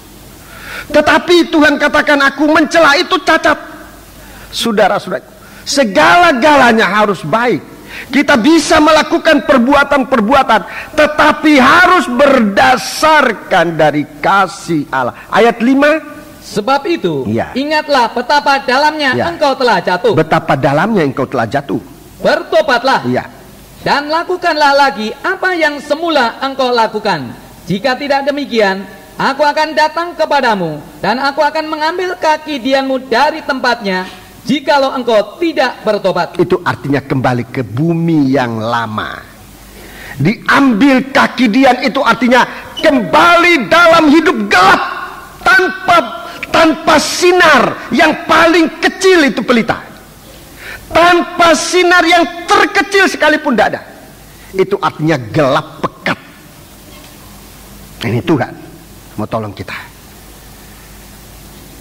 Jadi persiapan yang kedua, saudara-saudaraku, yaitu Paskah. Bagaimana kita menggunakan firman Allah menjadi darah dan daging kita, menjadi kehidupan. Firman kita hidup bukan dari roti saja, tetapi hidup dari tiap-tiap perkataan yang keluar dari mulut Allah. Ini buah pohon kehidupan. Daunnya menjadi kesembuhan. Daun bicara tentang dagingnya. Daun itu bicara tentang daging. Pohon kehidupan ini adalah Yesus Kristus. Pohon kehidupan itu Yesus Kristus. Daun dari pohon kehidupan itulah daging. Tapi dagingnya siapa? Dagingnya Tuhan, tubuh dan darah yang disediakan buat kita. Memberi kita kesembuhan. Tidak mustahil dari firman kita terima kesembuhan. Kalau dikatakan oh itu kita dianggap gereja kabar mempelai itu menolak kuasa kesembuhan, itu sangat tidak beralasan. Sebab kuasa kesembuhan ada dalam firman, ada dalam bilurnya Tuhan, ada dalam darahnya Tuhan. Kita bukan cuma percaya, tetapi kita makan, kita minum setiap kali, saudara-saudara. Bagaimana kita dikatakan menolak kuasa kesembuhan? Ini firman Allah yang menjadi daging. Yang ketiga, ayat 13 sampai dengan ayat yang ke-15. Ayat 13 sampai 15.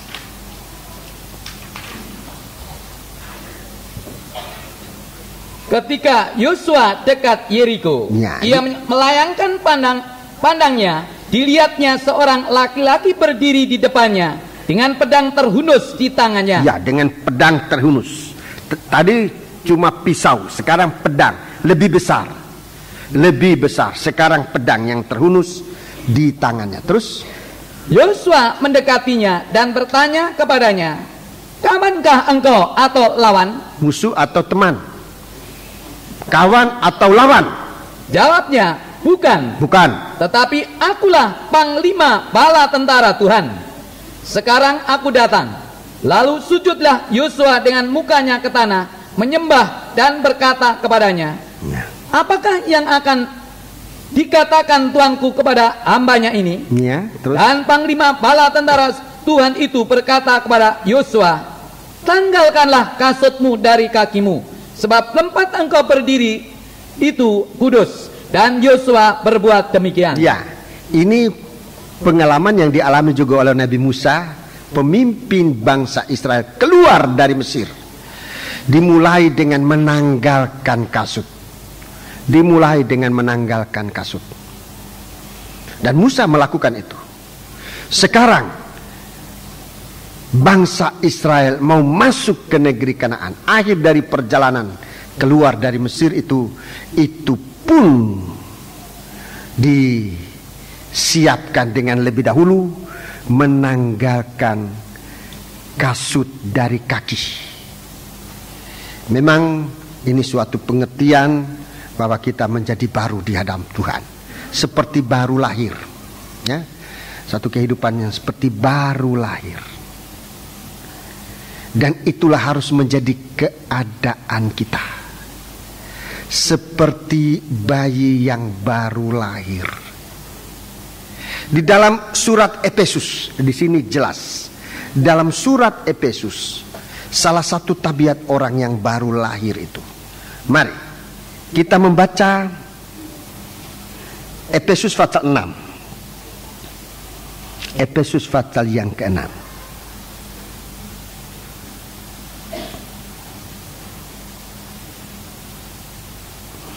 Efesus pasal yang ke-6 ayat yang ke-14. Ini lanjutan dari Yosua pasal 5 ayat yang terakhir tadi. Tanggalkan kasut, kemudian pakai kasut yang dari Tuhan. Kasut yang lama itu harus ditanggalkan. Jadi kita kembali seperti bayi yang baru lahir, tidak punya kasut. Tidak ada orang lahir sudah pakai sepatu, nggak ada. Jadi kita kembali seperti waktu kita baru lahir. Tidak ada kasut, tidak pakai sepatu, kaos kaki pun tidak dipakai, nggak ada. Kita lahir tidak pakai kasut seperti itu. Sekarang setelah kita mau masuk ke negeri Kanaan, pakai kasut yang baru. Ayat 14 dan 15. Jadi berdirilah tegap, Ya. berikat pinggangkan kebenaran, Ya. dan berbaju sirahkan keadilan. Iya, ayat 15. Kakimu Ya, kakimu. berkasutkan kerelaan untuk memberitakan Injil damai sejahtera. Iya, untuk memberitakan Injil damai sejahtera. Kaki berkasutkan firman atau Injil damai sejahtera. Ini persiapan, saudara-saudaraku. Ini persiapan, ini firman yang mendamaikan. Satu waktu, saudara seku guru kami, dia menasihati hamba Tuhan. Ada hamba Tuhan yang kok sulit sekali untuk damai. Waktu itu ada 3 orang yang sulit sekali berdamai. Dan pendeta Injono dia bilang, saya mau tanya kamu, kalau kamu tidak mau damai, saya mau tanya kamu, coba ngomong apa yang kamu bisa khotbahkan.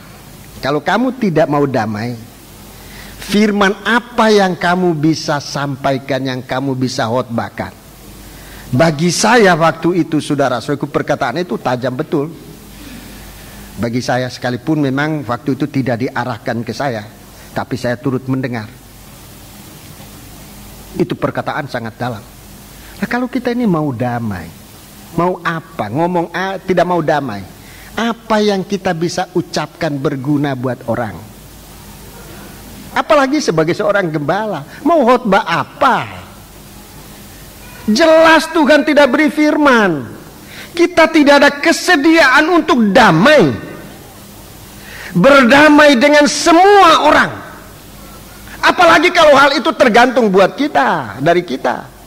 Saudara-saudaraku, ini persiapan menanggalkan kehidupan yang merasa pandai. Itu kasut. Itu banyak kali dasar kita merasa hebat, merasa berdiri tegak karena kita merasa pandai, karena kita punya pengalaman. Ini kasut 2, kepandaian dan pengalaman. Banyak kali kita berdiri seakan teguh, seakan tegak dengan itu. Oh, kita sudah punya pengalaman, kita sudah punya pengetahuan, kita hebat, kita punya ini dan itu. Kita anggap itu sebagai tempat kita berdiri tegak. Tapi Tuhan katakan, tanggalkan itu. Untuk masuk ke negeri, untuk masuk ke negeri Kanaan, untuk masuk ke kerajaan Allah itu tidak bisa. Tidak, kita tidak bisa pakai sepatu itu. Sepatu yang lain. Di sini Tuhan kasihkan. Ini suatu perlengkapan, persiapan mempelai. Injil, berita Injil kedamaian. Berdamainya. Ayat yang ke-15.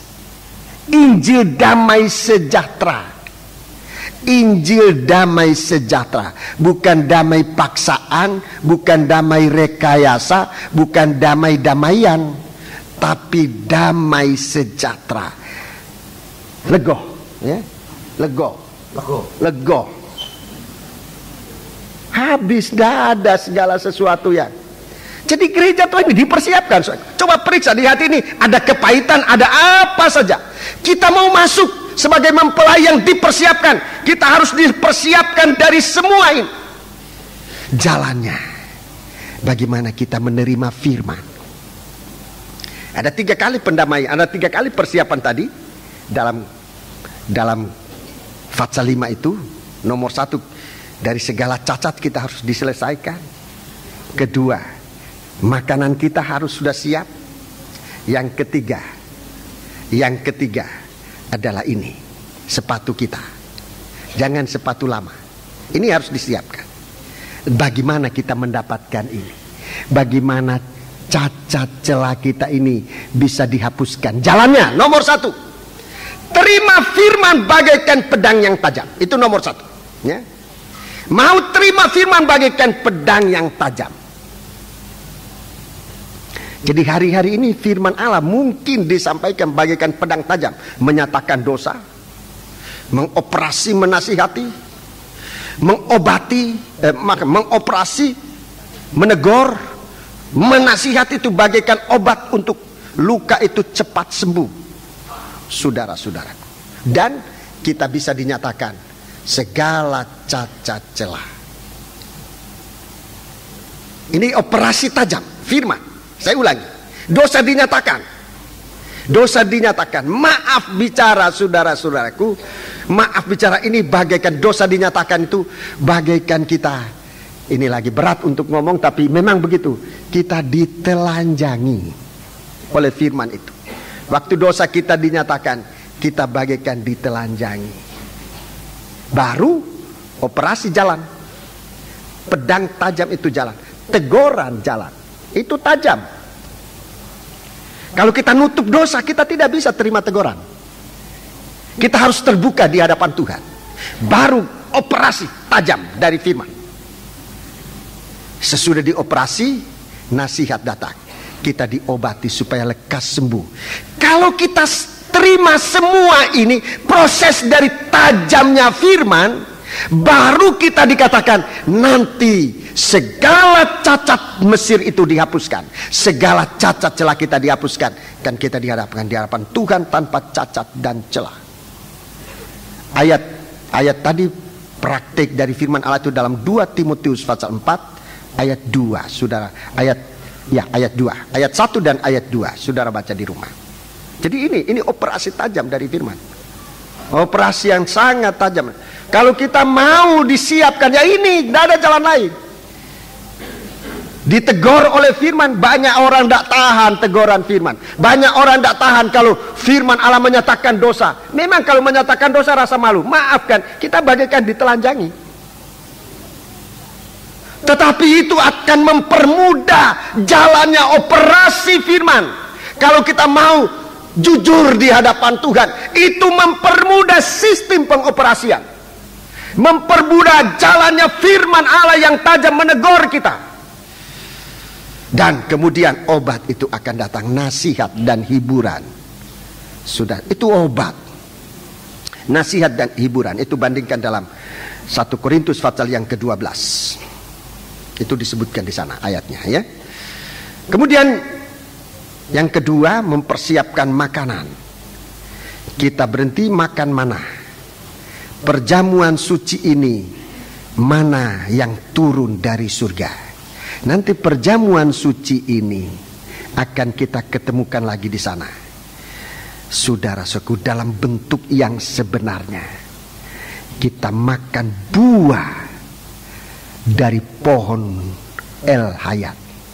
Tetapi sekarang bagaimana kita memperhatikan firman dan perjamuan suci? Kalau kita menerima firman bagaikan makanan, bukan bagaikan khotbah, bukan bagaikan pidato. Kalau firman bagaikan pidato, perjamuan suci ini tidak ada arti apa-apa. Apalagi kalau saya yang menyampaikan firman hanya ngomong begitu aja, tidak ada arti apa-apa. Biar kita tiap hari menggunakan perjamuan suci, tidak ada arti apa-apa. Firman dan perjamuan suci itu berada dalam satu tempat yang sama, meja roti sajian. Tidak bisa dipisahkan firman dan perjamuan suci. Bagaimana penghargaan kita pada firman sekarang ini? Bagaimana penghargaan kita pada tubuh dan darah Kristus yang membuat kita menghargai Dia, membawa kehidupan kita untuk selalu berjaga dalam kesucian. Di kampung kami, saudara-saudaraku, itu Kristen lama. Kalau perjamuan suci, tapi tidak saban hari, setahun sekali perjamuan suci. Kalau mau perjamuan suci, anggota jemaat menuntut supaya diumumkan. Kapan perjamuan suci? Biasanya hari Paskah begini, perjamuan suci harus diumumkan. Jangan mendadak-mendadak perjamuan suci, harus diumumkan. Mengapa? Supaya seminggu sebelum perjamuan suci kami sudah tidak boleh marah-marah. Gak boleh marah-marah, sebabnya hari Minggu nanti perjamuan suci. Tidak boleh berbuat ini dan itu, supaya nanti perjamuan suci. Tapi setahun sekali. Sesudah perjamuan suci, marahnya yang kemarin ditumpuk-tumpuk diluapkan lagi. Itulah keadaan kami di negeri Kristen. Ya, ada baiknya, tetapi ya disempurnakanlah baiknya itu. Jangan marah-marah. Apalagi sambil perjamuan suci masih sakit hati, kebetulan yang datang bawa perjamuan suci. Oh, ini orang yang bikin malu sama saya. Saya sudah bilang kalau saya lihat orang itu di gereja, saya tidak mau masuk dalam gereja. Sekarang dia bawa perjamuan suci, bagaimana? Damailah dengan semua orang. Terima firman Allah bagaikan makanan rohani sungguh. Sekarang ini itu persiapan. Coba, ini saya ngomong ini tidak sekedar ngomong, tapi sungguh-sungguh saya ingin mempersiapkan jemaat untuk disiapkan bisa masuk ke negeri kerajaan surga, di mana makanan di sana bukan lagi mana dari padang belantara, apalagi roti dari Mesir. Kita sekarang mungkin masih mengharapkan roti dari Mesir. Hasil karya kita, hasil usaha kita, kita masih merasakan tanpa ke gereja, tanpa firman Allah, aku sudah bisa makan, sudah bisa punya uang dan sebagainya. Sampai dengan perjamuan dengan mendengar firman Allah biasa pun itu nanti nggak ada lagi. Tidak ada lagi. Kita sudah harus menikmati sekarang bagaimana penghargaan kita kepada firman Allah. Sebab satu waktu itu nanti berhenti lagi. Yang akan kita makan di sana adalah buah pohon El Hayat yang kepada Adam dan Hawa tidak diizinkan untuk makan. Kita diizinkan untuk makan. Tapi saudara-saudaraku, siapa yang bisa makan itu?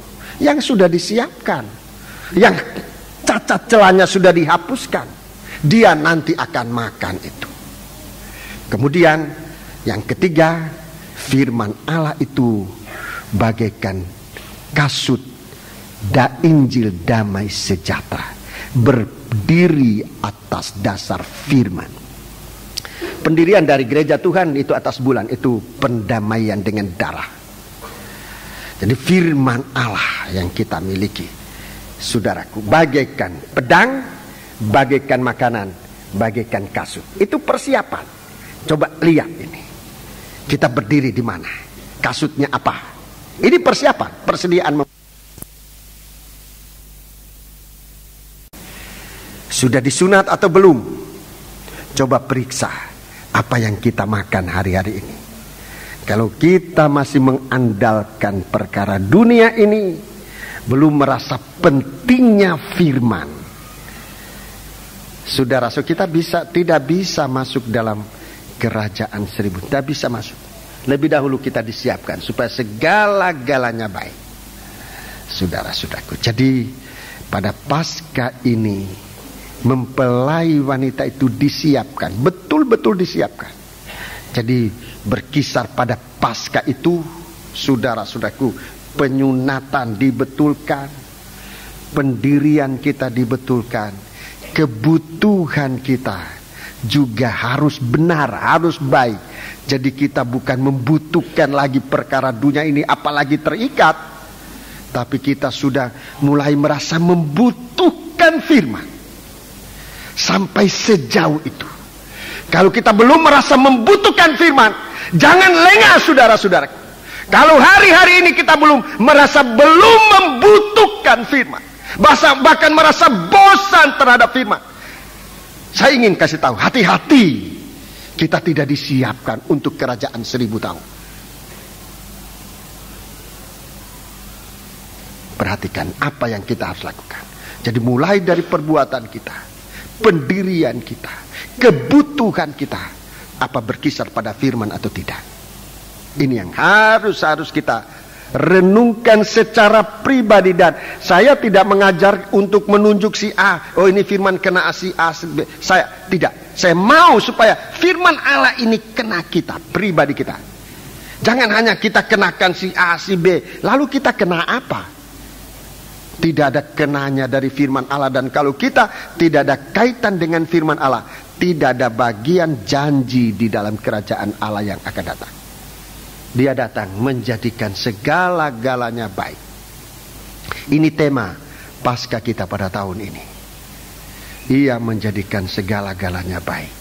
Masih banyak yang harus disampaikan, tapi saya akan sampaikan pada kesempatan-kesempatan berikut. Tuhan kiranya tetap menyertai kita sekalian. Marilah kita berdiri, dan pelayan-pelayan perjamuan suci maju ke depan. Segera kita akan menggunakan perjamuan suci ini.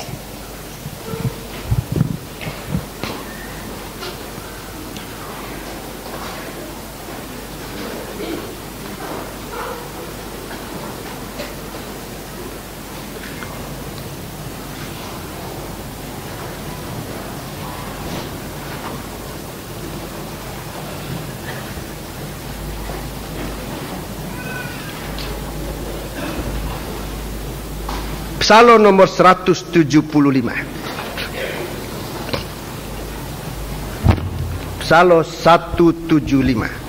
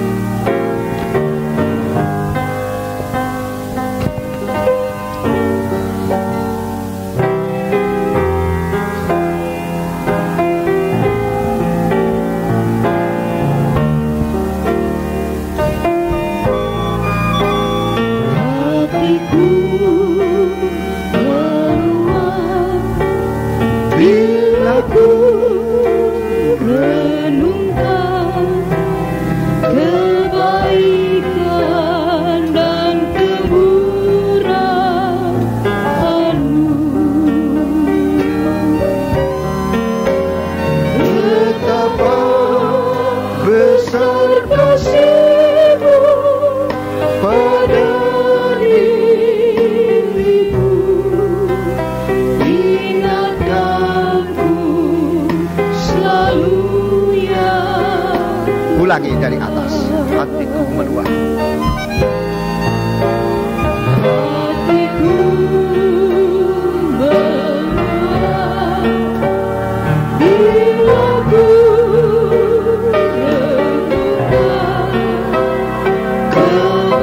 renungkan kebaikan dan kemurahan. Haleluya.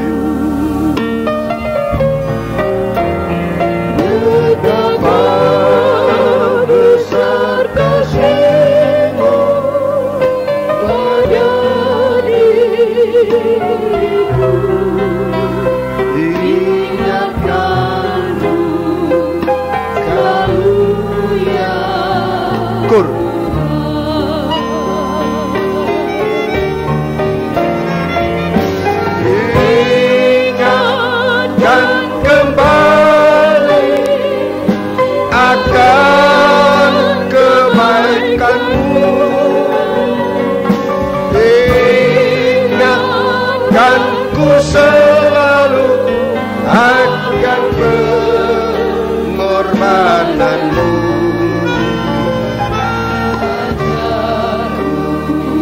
Selalu mengucap syukur, ingatkanku akan kasih-Mu.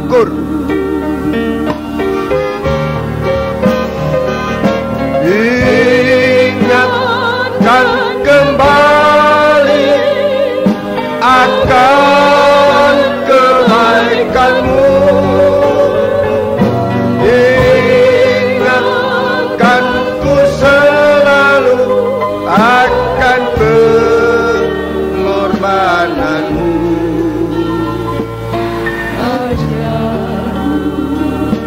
Selalu mengucap syukur, ingatkan. Turunkan tangan, lipat di atas hatimu, lakukan kor ini dengan sungguh-sungguh permohonan.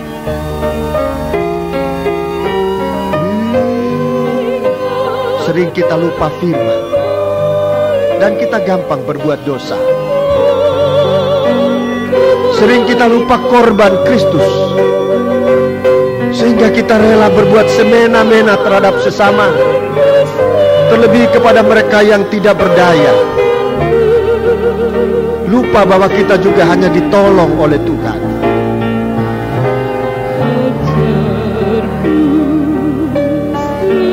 Haleluya. Mohon sungguh-sungguh kepada Tuhan. Haleluya.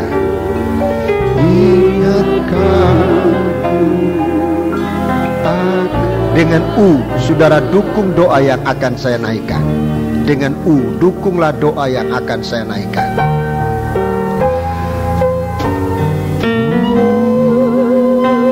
Bapa di surga, kami percaya Engkau ada di sini, Tuhan. Engkau memimpin ibadah kami pada pagi hari ini. kami datang mengaku di hadapan hadirat-Mu. Kami sering melupakan kasih-Mu. Kami sering melupakan firman-Mu Tuhan. Kami sering melupakan korban-Mu. Tapi pagi hari ini Engkau ingatkan kami. Ingatkan kami selalu Tuhan. Ingatkan kami selalu, agar kami selalu dalam kesiapan untuk menyambut kedatangan-Mu. Haleluya, haleluya. Firman-Mu yang tajam sudah sempat menyucikan dan menyempurnakan kami. Firman-Mu sudah menjadi makanan rohani kami.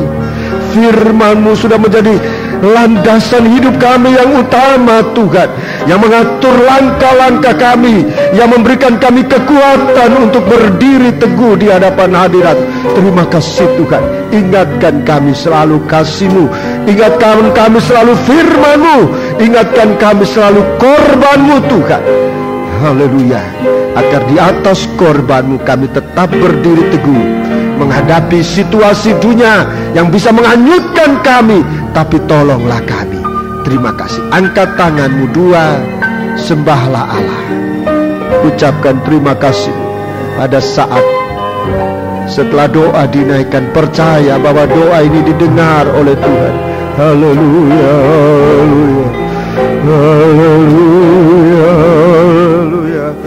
haleluya, haleluya. Ucapkan syukurmu secara pribadi kepada Tuhan. Haleluya, haleluya, haleluya, haleluya, haleluya, haleluya, haleluya, haleluya. Terima kasih Tuhan. Terima kasih Tuhan. Terima kasih. Terima kasih Tuhan. Terima kasih. Biarlah Engkau menerima ucapan syukur kami. Setelah Engkau menyucikan kami, layakkanlah kami menerima berkat dari perjamuan suci. Turunkan tangan. Sekarang Tuhan, kami akan menggunakan perjamuan suci ini, bukan roti dan anggur, tapi apa yang Engkau karuniakan kepada kami adalah tubuh dan darah-Mu. Tuhan, buka mata kami untuk memandang ini dan mempercayainya, serta layakkanlah kami untuk menerima berkat dari perjamuan suci ini yang kami akan terima di dalam nama Tuhan Yesus Kristus. Haleluya. Amin. Kita lakukan bait yang kedua, dan kemudian kita melakukan nyanyian-nyanyian ini beberapa kali sementara tubuh dan darah